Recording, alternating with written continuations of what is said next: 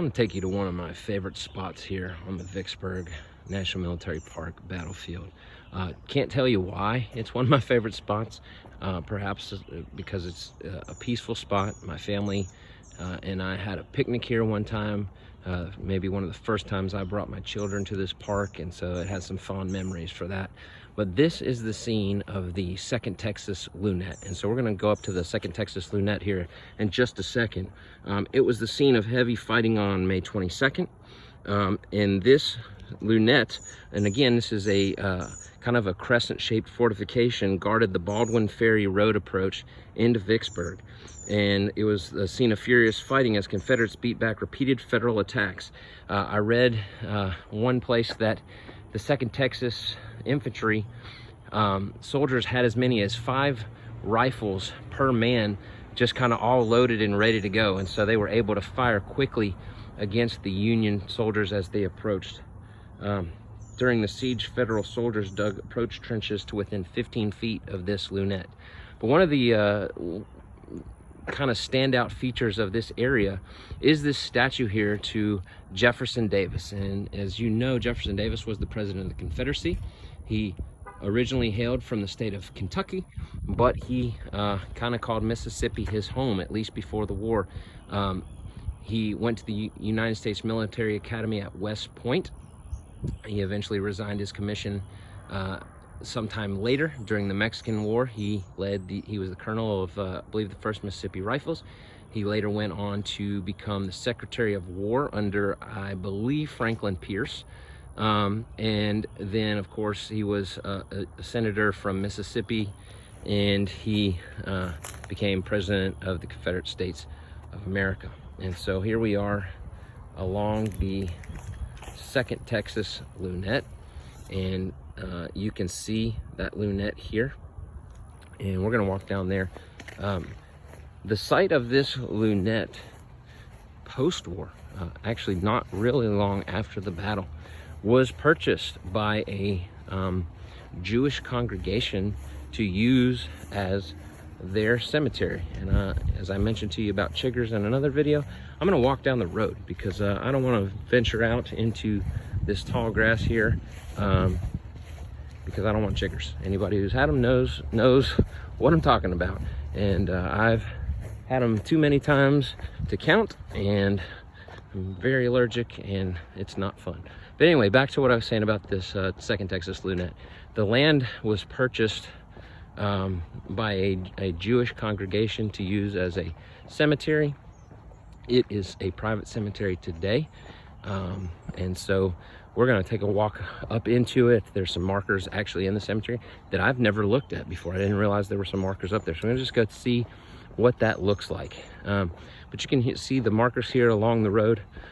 If the only way that you can see the battlefield is from your vehicle, it's better than not being here at all. I highly recommend you do that if that's the best that you can do. If physically you're incapable of getting out and walking the field, or it's just too hot, which is the case definitely in Mississippi and in other places. I get that.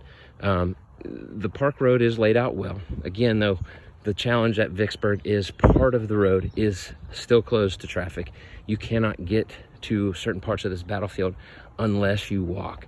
And so that is an unfortunate side of this military park right now. As much as I love this military park, and it's my park because it's in my backyard, it's only about an hour and 15 minutes from home. I think from what I've seen, and again, I get no funding or anything from anybody for doing these videos. This is something I just want to do because I want to do it. This is the most poorly run park that I've been to, and maybe I shouldn't say that, but I just think so much more can be done, and this road has been closed here for quite some time, and I don't know that there's any plans to repair it. But here you see the cemetery, and this would have been the scene of the 2nd Texas Lunette, the 2nd Texas Lunette. The railroad redoubt, which we're going to go to next, is on the other side of these trees.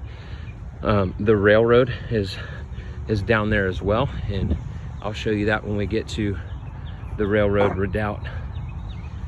You can see here that there are some markers up in the cemetery denoting the Confederate forces that were here. You have a Tennessee battery under Tobin. His Tennessee battery was here. Not really sure what they had except for a 24-pound howitzer.